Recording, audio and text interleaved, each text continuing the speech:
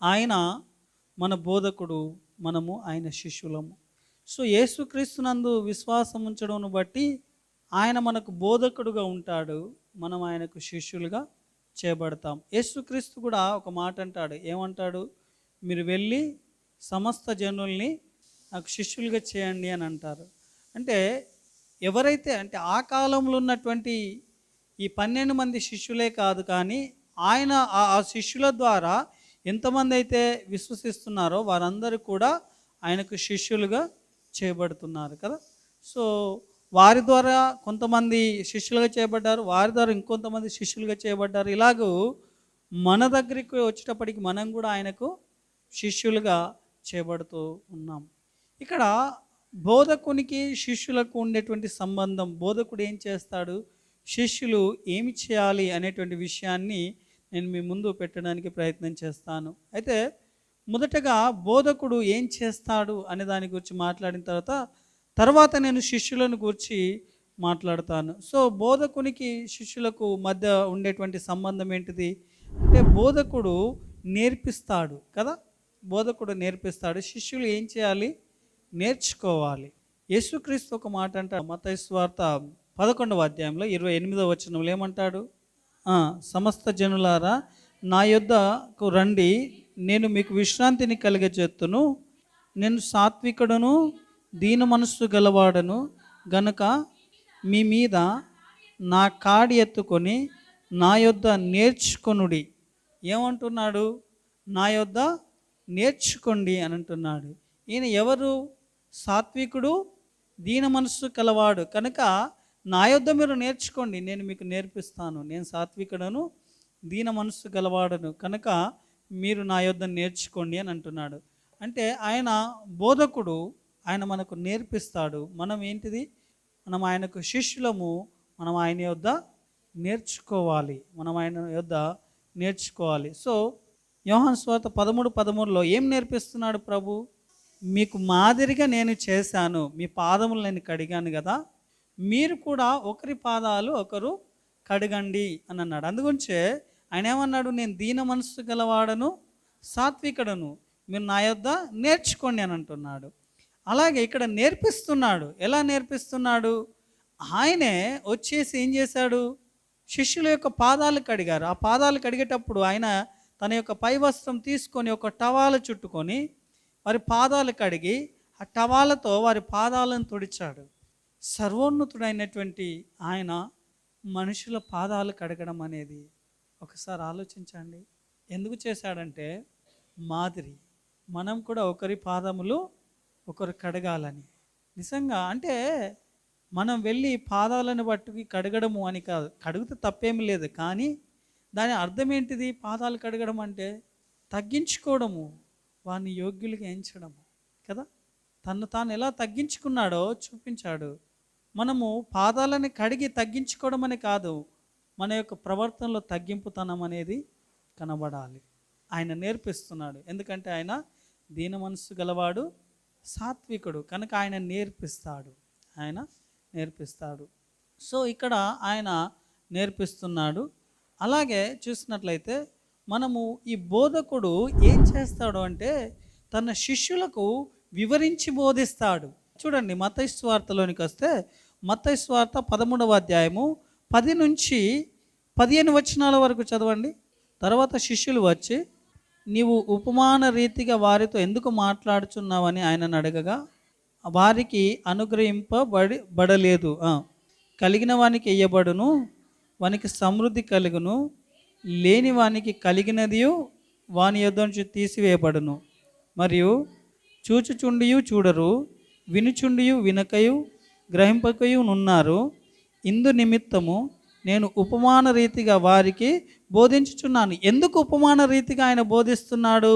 మిగతా వారికి, ఆయన శిష్యులకేమో అన్నీ కూడా తెలియపరుస్తున్నాడు, కానీ అందరితో కలిసి ఉన్నప్పుడు ఆయన ఎలా బోధిస్తున్నాడు? ఉపమాన రీతిగా బోధిస్తున్నాడు. ఎందుకు బోధిస్తున్నావు అని శిష్యులు అడిగారు. అలా ఉపమాన రీతిగా నువ్వు ఎందుకు బోధిస్తున్నావు అని అడిగినప్పుడు యేసుప్రభు ఏం చెప్తున్నాడు?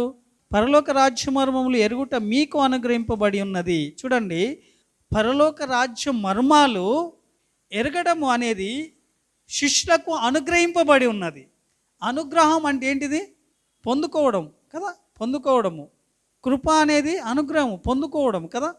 సో ఈ యొక్క పరలోక రాజ్య మర్మములు ఎరుగుట అనేది వీరికి అనుగ్రహింపబడింది. ఎవరికి? శిష్యులకు అనుగ్రహింపబడి ఉన్నది. కానీ మిగతా వాళ్ళకి ఆయన ఎలా బోధిస్తున్నాడు? ఉపమాన రీతిగా ఆయన బోధిస్తున్నాడు. సో ఏమంటున్నాడు? కలిగిన వానికే ఇయ్యబడును అంటే దాని అర్థం ఏంటిది? కలిగిన వాడికి ఇయ్యబడును అంటే ఎవరికైతే అనుగ్రహింపబడుతుందో వారికే ఈ మర్మాలన్నీ కూడా తెలియపరచబడతాయి, విశదీకరించబడతాయి అని చెప్తున్నాడు. చెప్తూ ఏమంటున్నాడు 15వ వచనంలో?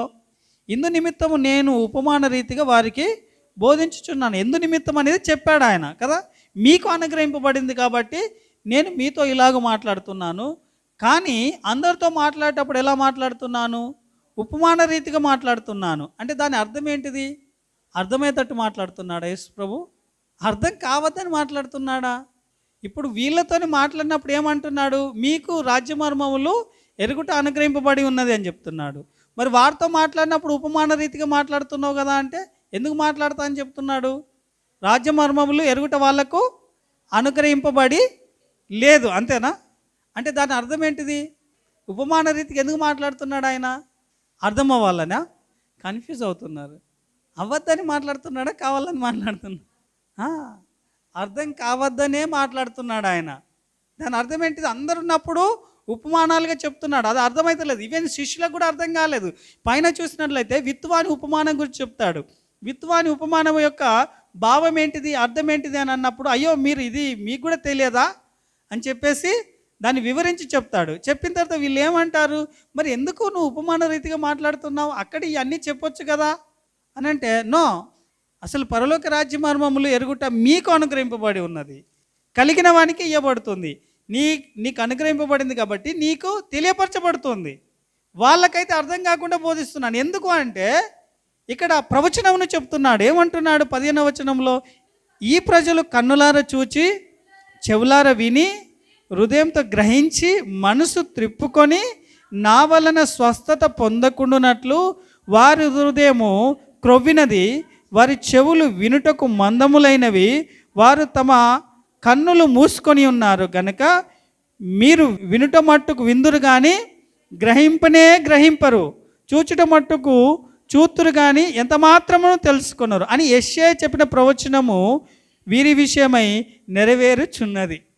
వీరు వింటున్నారు, గ్రహిస్తున్నారు, కానీ ఆయన ద్వారా స్వస్థత పొందకుండానట్లు మనసు త్రిప్పుకొని వెళ్తున్నారు. కాబట్టి వారి ముందే బోధిస్తున్నాడు ఈయన అన్నీ. వాళ్ళు ఏం చేస్తున్నారు? మనసు త్రిప్పుకొని పోతున్నారు. కాబట్టి ఆయన ఏం చేస్తున్నాడు?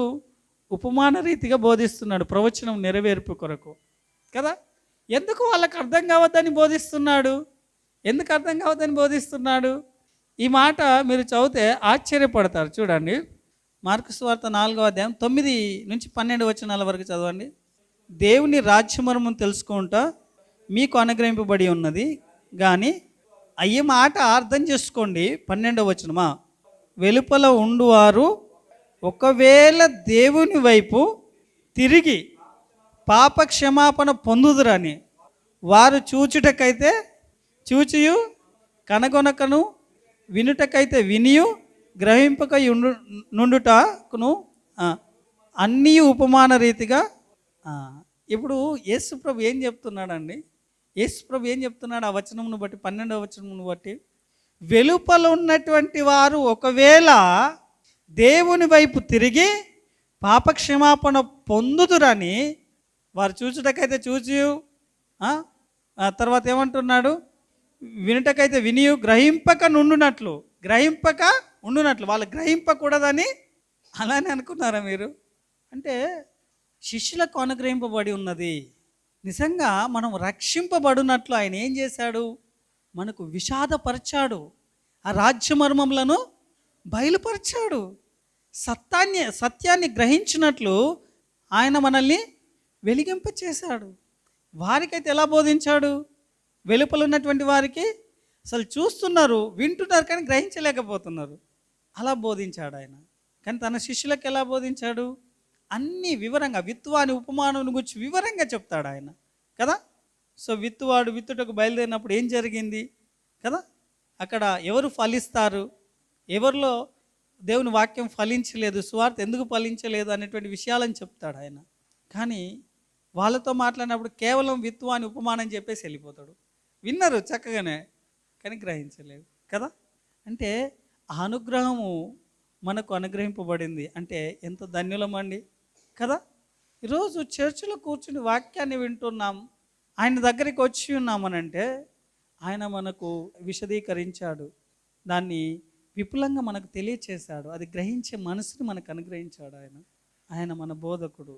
సో అందరు ఎందుకు రాలేకపోతున్నారు, సో మనం ఎందుకు వస్తున్నాం అని అంటే చూడండి, యోహాను సువార్త 6:37 యేసు ప్రభు ఏమంటారు, తండ్రి నాకు అనుగ్రహించు వారందరూ నా యొద్దకు వత్తురు, నా యొద్దకు వచ్చువాన్ని నేను ఎంత మాత్రమును బయటకి త్రోసి వేయను. మనము ఈ మాట కింది మాటని మాత్రమే పట్టుకుంటాం, ఏమంటాం, నా యొద్దకు వచ్చువాన్ని నేను ఎంత మాత్రమును త్రోసివేయను అని యేసు ప్రభు చెప్పిండు అని అంటాం. కానీ పైన వచనాన్ని ఎందుకో మనం మర్చిపోతుంటాం. ఏమంటున్నాడు, పైన వచనం కదా ప్రాముఖ్యమైంది, అంటే ఇది ప్రాముఖ్యంగా అయింది కాదు అని నేను చెప్పట్లేదు. కానీ అసలు ఎవరు వస్తారు, మొదటగా తండ్రి కొందరిని అనుగ్రహించాడట, అనుగ్రహించినటువంటి వాళ్ళు ఎక్కడికి వస్తారు, ఆయన యొద్దకు వస్తారు, ఆయన యొద్దకు వచ్చిన వారిని ఆయన త్రోసిపుచ్చను అని చెప్తున్నాడు, అప్పుడు ఆ మాట చెప్తున్నాడు. కానీ ఎవరు వస్తారు, మొదటగా తండ్రి అనుగ్రహము, ఎవరైతే తండ్రి అనుగ్రహించాడో యేసు ప్రభుకు కుమారునికి ఎవరినైతే అనుగ్రహించారో వాళ్ళందరూ కూడా ఆయన యొద్దకు వస్తారు. సువార్త అందరూ వింటారు, కానీ ఎవరు వస్తారు, తండ్రి ఎవరినైతే అనుగ్రహించాడో కుమారునికి వాళ్ళు మాత్రమే వస్తారు. ఎప్పుడు అనుగ్రహించాడు, జగత్తు పునాది వేయబడక మునిపే ఆయన ఏర్పాటు చేశాడు, ఆయన దయా సంకల్పం చొప్పున కదా. ఇప్పుడు చూడండి, ఆయన మన బోధకుడు, మనం ఆయన శిష్యులము కదా. ఆయన దగ్గరికి మనం వస్తున్నామంటే తండ్రి చేత అనుగ్రహింపబడి ఉన్నాం మనము. కుమారునికి వచ్చినటువంటి మనకి ఆయన ఏం చెప్తున్నాడు, అన్నీ కూడా తెలియపరుస్తున్నాడు. శిష్యులకు ఎలాగ తెలియపరుస్తున్నాడు, ఈరోజు సంఘంలో ఉన్నటువంటి వారికి కూడా దైవజనుల ద్వారా దేవుని వాక్యాన్ని గ్రహించేటువంటి శక్తిని పరిశుద్ధాత్మ ద్వారా అనుగ్రహించి తెలియపరుస్తున్నాడు.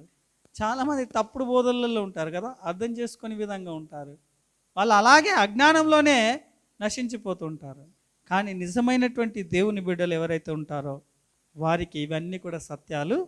ఇదే యోహాను సువార్త 8:31 చదవండి.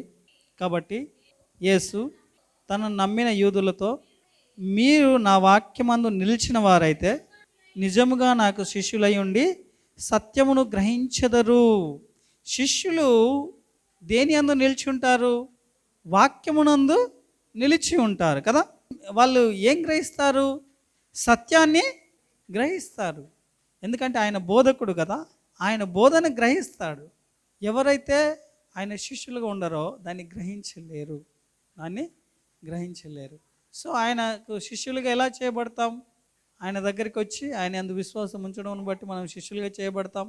అలాగే ఆయన దగ్గరికి ఎలా వస్తున్నాం, తండ్రి అనుగ్రహింపడమును బట్టి కుమారునికి మనల్ని అనుగ్రహించాడు, ఇదిగో ఇతడు నా బిడ్డ అని చెప్పేసి అనుగ్రహించాడు కాబట్టి ఆయన దగ్గరికి వస్తున్నాం. ఆయన దగ్గరికి వచ్చినటువంటి వారిని ఎంత మాత్రం ఆయన త్రోసిపుచ్చాడు. అలా అని అందరు వస్తారా, అందరూ రారు. ఆయన త్రోసిపుచ్చాడు కదా అని చెప్పేసి అందరు వస్తున్నారా, అందరూ రారు. కొంతమంది వచ్చారు, కొంతమంది వచ్చి మనము యోహాను సువార్తలోనే చూడవచ్చు 6వ అధ్యాయంలో చూసినట్లయితే, నా శరీరం తిని నా రక్తం త్రాగినవాడు నావాడు అనగానే వీళ్ళు అపార్థం చేసుకున్నారు, ఈయన శరీరం తిని ఈయన రక్తం త్రాగడం అంటే ఏంటిది అని చెప్పేసి అప్పటి నుంచి చాలామంది వెనుదిరిగి వెళ్ళిపోయారట. అంటే నా యందు విశ్వాసం ఉంచండి అని ఆయన చెప్పాడు, వీళ్ళు ఏం చేశారు, వెనుదిరిగి వెళ్ళిపోయారు. అప్పుడు యేసు ప్రభు ఏం ఫీల్ కాలే, అయ్యో నేను ఇంతమంది జనాల్ని పోగు చేసిన వచ్చిళ్ళు మళ్ళీ తిరిగి వెళ్తున్నారు, నా మిషన్ ఫెయిల్ అవుతుందేమో అని అనుకున్నాడా.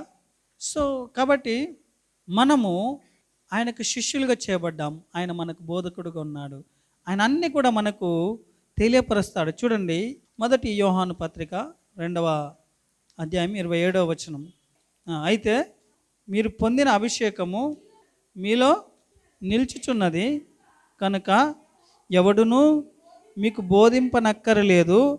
ఆయన ఇచ్చిన అభిషేకము సత్యమే కానీ అబద్ధము కాదు.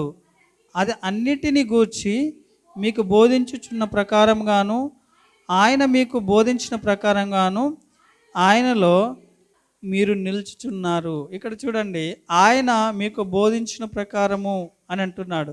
చాలా విషయాలు మాట్లాడాడు. ఏమంటున్నాడు? ఆయన వల్ల మీరు పొందిన అభిషేకం మీలో నిలుచుచున్నది అని చెప్తూ, కనుక ఎవడునూ మీకు బోధింపనక్కర్లేదు అని అంటున్నాడు. దేని గురించి బోధింపనక్కర్లేదు? దేని గురించి బోధింపనక్కర్లేదు అంటే ఇక అవసరం లేదు, చర్చిలో మాట్లాడకూడదనా దాని అర్థము? అక్కడ మీరు చూసినట్లయితే 22వ వచనం అంటాడు, యేసు క్రీస్తు కాడని చెప్పువాడు తప్ప ఎవడు అబద్ధికుడు? తండ్రిని కుమారుణ్ణి ఒప్పుకొని వీడే క్రీస్తు విరోధి. నిజానికి ఆయన అభిషేకాన్ని నిలిస్తే ఏం ఒప్పుకుంటారు వాళ్ళు? ఏం బోధింపబడతారు? యేసుక్రీస్తు, యేసే క్రీస్తు అని వాళ్ళు విశ్వసిస్తారు. ఆయన దేవుని కుమారుడు అని విశ్వసిస్తారు. ఆయనలో దైవత్వం ఉంది, ఆయనలో మానవత్వం ఉందని విశ్వసిస్తారు. వాళ్ళు తండ్రిని విశ్వసిస్తారు. ఇవన్నీ కూడా తెలియపరచబడతాయి వాళ్ళకు కదా. ఈరోజు చాలామందికి ఆ విషయాలు తెలియదు. యేసుక్రీస్తు యొక్క దైవత్వముని వాళ్ళు విశ్వసించారు. కొంతమంది కేవలం మానవుడు అంటారు, లేదంటే ప్రవక్త అంటారు కదా. కానీ ఆయన సంపూర్ణమైనటువంటి దేవుడు, సంపూర్ణమైనటువంటి మానవుడు. ఇది మనకు తెలియపరచబడుతుంది. ఎవరైతే నిజంగా అనుగ్రహింపబడినటువంటి వాళ్ళు, తండ్రి చేత కుమారునికి అనుగ్రహింపబడిన వాళ్ళు ఉంటారో, ఇది వాళ్ళకి తెలియపరచబడుతుంది. ఆయన తెలియపరుస్తాడు. సో ఈ విషయము వాళ్ళు తెలుసుకుంటారు. ఇంకేమంటున్నాడు?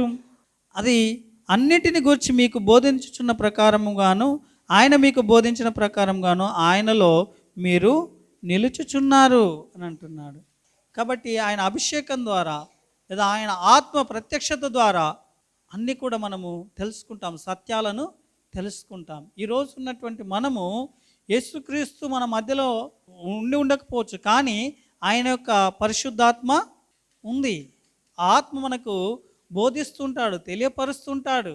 కాబట్టి ఆయన మన బోధకుడు, మనము ఆయన శిష్యులము అయి ఉన్నాం.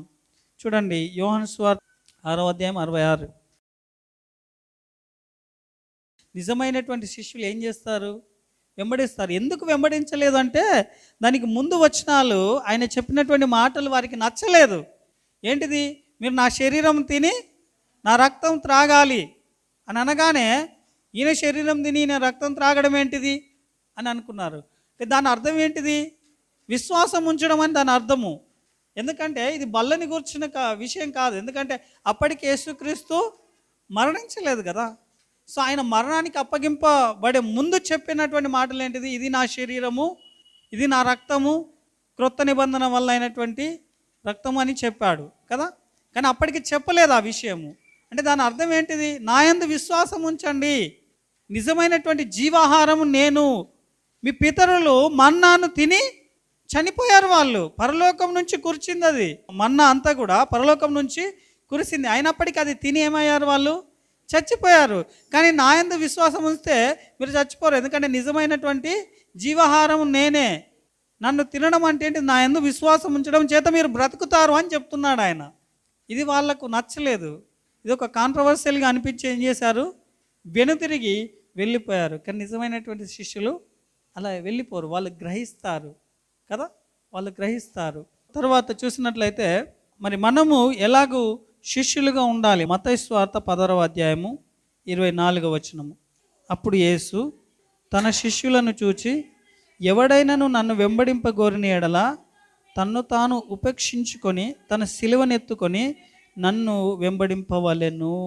ఇప్పుడు శిష్యులమైనటువంటి మనము ఏం చేయాలి అట? శిష్యులను చూసే కదా ఆ మాట చెప్తున్నాడు. ఎవరిని చూసి ఆ మాట చెప్తున్నాడు ఆయన? శిష్యులను చూసి చెప్తున్నాడు. అంటే శిష్యులు ఎలాగ ఉండాలని చెప్తున్నాడు ఆయన? తన్ను తాను ఉపేక్షించుకొని తన సిలువను ఎత్తుకొని నన్ను వెంబడింపాలి అని చెప్తున్నాడు. అంటే యేసుక్రీస్తు ఏం చేశాడు? మన కొరకు ఆయన సిలువను మోసాడు. ఆయనను వెంబడిస్తున్నానంటే నా సిలువను నేను ఎత్తుకొని ఆయనను వెంబడించకపోతే ఆయన ఎలా వెంబడించినట్టు అవుతుంది? ఎందుకంటే ఆయన ఎలా నడుచుకున్నాడో మనము అలాగ నడుచుకోవాలి. నడుచుకున్న బద్దులమై ఉన్నాం కదా. శిష్యులమైనటువంటి మనం కూడా ఏం చేయాలి? ప్రతి దినము మన సిలువను మనం ఎత్తుకొని మనల్ని మనం ఉపేక్షించుకొని ఆయనను వెంబడించాలి కదా. సో సిలువ మరణానికి గుర్తుగా ఉంది, సిలువ శ్రమలకు గుర్తుగా ఉంది. ఎప్పుడు నువ్వు ఆయనను వెంబడిస్తావంటే ఈ సిలువను ఎత్తుకున్నప్పుడే నువ్వు ఆయనను నిజమైనటువంటి వెంబడించేటువంటి శిష్యునిగా ఉంటావు. సిలువను ఎత్తుకున్నంత వరకు నువ్వు ఆయనను వెంబడించలేవు. అయితే సిలువను మోయాలి అని అంటే ఏం చేయాలి? నిన్ను నువ్వు ఉపేక్షించుకోవాలి. అంటే మన యొక్క అహం అనేది చచ్చిపోవాలి, ఈగో అనేది చచ్చిపోవాలి, నిన్ను నువ్వు తగ్గించుకోవాలి. అలా తగ్గించుకున్నప్పుడే సిలువను మోయగలుగుతావు, శ్రమల్ని ఎదుర్కోగలుగుతావు కదా. మరణానికైనా మనం ఎదుర్కోగలుగుతాం యేసుక్రీస్తు నిమిత్తము. ఇంకేమంటున్నాడు? లూకా సువార్త 14:27 మరియు ఎవడైనను తన సిలువను మోసుకొని నన్ను వెంబడింపని ఎడల వాడు నా శిష్యుడు కానేరడు. శిష్యులను అక్కడ మనం మత్తయి సువార్తలో చూసినట్లయితే శిష్యుల వైపు చూసి ఆ మాట చెప్పాడు. ఇక్కడ డైరెక్ట్గా ఏమంటున్నాడు? తన సిలువను మోసుకొని నన్ను వెంబడింపకపోతే నాకు శిష్యుడు కానేరడు. సో శిష్యులకు ఆయన ఏం చేస్తాడో అనే చెప్పాను, శిష్యులు ఏం చేయాలనేది కూడా చెప్తున్నాను. శిష్యులు ఏం చేయాలి? సిలువను ఎత్తుకొని ఆయనను వెంబడించాలి. అలా నువ్వు సిలువను మోయకపోతే నువ్వు ఆయనకు శిష్యునిగా ఉండనేరవు. యోహాను సువార్త 15:8 చదవండి. ఇందువలన మీరు నా శిష్యులు అగుదురు. ఎందుకనంటే మనము ఫలించడమును బట్టి ఆయన శిష్యులుగా ఉంటాం. మనము ఫలించాలని ఆయన ఏం చేశాడు? ఆయనతో అంటు కట్టాడు. మీరు 15వ అధ్యాయం మొదటి నుంచి చదువుతూ వస్తుంటే, నేను నిజమైనటువంటి ద్రాక్షవల్లిని, నా తండ్రి వ్యవసాయకుడు, నాలో ఫలింపని ప్రతి తీగను ఆయన తీసి పారవేయను, ఫలించు ప్రతి తీగ మరి ఎక్కువగా ఫలింపవలనని దానిలో నీ పనికిరాని తీగలను తీసివేయను అని చెప్తూ ఏమంటాడు? 4వ వచనం, నా యందు నిలిచి ఉండుడి, మీ యందు నేనును నిలిచి ఉందును. తీగే ద్రాక్షవల్లిలో నిలిచి ఉంటేనే కానీ తనంతట తాను ఎలాగో ఫలింపదో అలాగే నా యందు నిలిచి ఉంటేనే కానీ మీరు ఫలింపరు అని చెప్తున్నాడు. అంటే మనము ఫలించడం కొరకు ఆయన ఏం చేశాడు? మనల్ని ఆయనతో అంటుకట్టాడు. మనం ఆయనలో నిలిచి ఉన్నప్పుడు మనము ఫలిస్తాము. ఫలించడమును బట్టి మనము ఆయన శిష్యులుగా చేయబడతాం, శిష్యులుగా పిలువబడతాం. నిజంగా ఫలించినటువంటి వాళ్ళు శిష్యులుగా ఎలాగుంటారు కదా? ఫలించినటువంటి వారు శిష్యులుగా ఉంటారు. నిజానికి మనము ఆత్మను పొందుకున్నాము అనేదానికి గుర్తేంటిదో తెలుసా? ఆత్మఫలం మనలో కనబడాలి. ఆత్మను పొందుకున్నామంటే అన్య భాషలు మాట్లాడుతున్నాను రిగరగ రబరబా అని మాట్లాడడం కాదు, టచ్ అని అందరినీ పడేయడం కాదు, ఓ అద్భుతాలు చేస్తున్నాము స్వస్థతలు చేస్తున్నాము అనేది కాదు. అది కాదు గుర్తు. నువ్వు ఆత్మీయంగా ఫలించావా కదా? ఆత్మఫలం ఏమనగా అన్నాడా? అంతే కదా. ఏమనగా అంటే ఆత్మ నీలో ఉంటే ఏ ఫలం కనబడుతుంది? ప్రేమ, సంతోషం, సమాధానం ఇవన్నీ కూడా కనబడతాయి కదా. కాబట్టి మనం ఫలించాలి. నిజంగా శిష్యులైనటువంటి వారిలో ఈ ఫలం కనబడుతుంది, ఈ ఫలం కనబడుతుంది. దాన్ని బట్టి ఆయన శిష్యులుగా పిలువబడుతూ ఉంటాము. యోహాను సువార్త 13:35 చదవండి. ఒకని ఎడల ఒకడు ప్రేమ గలవారైన ఎడల దీన్ని బట్టి మీరు నా శిష్యులని అందరూ తెలుసుకుందరు. ఏమంటున్నాడు? ఒకని ఎడల ఒకడు ప్రేమ కలిగి ఉండాలి. ఎందుకంటే నేను మిమ్మల్ని ప్రేమించాను కదా, మీరు నా యొద్ద నేర్చుకున్నట్లయితే ఏం చేయాలి? ప్రేమ కలిగి ఉండాలి. నేను ప్రేమామయుడను. సో కాబట్టి మీరు కూడా ఒకరినొకరు ప్రేమించుకోవాలి. దీన్ని బట్టి మీరు నా శిష్యులు అని ఎరుగుదురు అందరు కూడా అని చెప్తున్నాడు. సో నేను చెప్పినటువంటి విషయము, ఆయన బోధకుడుగా ఉన్నాడు. బోధకుడుగా ఆయన ఏం చేస్తాడో చెప్పాను కదా. ఆయన మనకు బోధిస్తాడు, అనేకమైనటువంటి విషయాలను, దేవుని యొక్క పరలోక రాజ్య మర్మములను ఆయన తెలియచేస్తాడు. అంతేకాదు ఆయనే క్రీస్తు అని కదా, ఆయనే మెస్సయ అని, ఆయన యొక్క దైవత్వము, ఆయన యొక్క మానవత్వము ఇవన్నీ కూడా మనకు తెలియపరచబడతాయి. సో ఆయన అభిషేకమును బట్టి, ఆయన యొక్క ఆత్మను బట్టి. అలాగే మనము శిష్యులుగా ఉన్నటువంటి మనము మన సిలువను మనం ఎత్తుకొని వెంబడించాలి. అంతేకాదు మనం ఫలించాలి, మనం ఒకరినొకరు ప్రేమించాలి. దీన్ని బట్టి నిజమైనటువంటి శిష్యులుగా మనము చేయబడతాం. ఇట్టి కృప దీవెన ప్రభు మనందరికీ కూడా అనుగ్రహించునుగాక. ఆమెన్.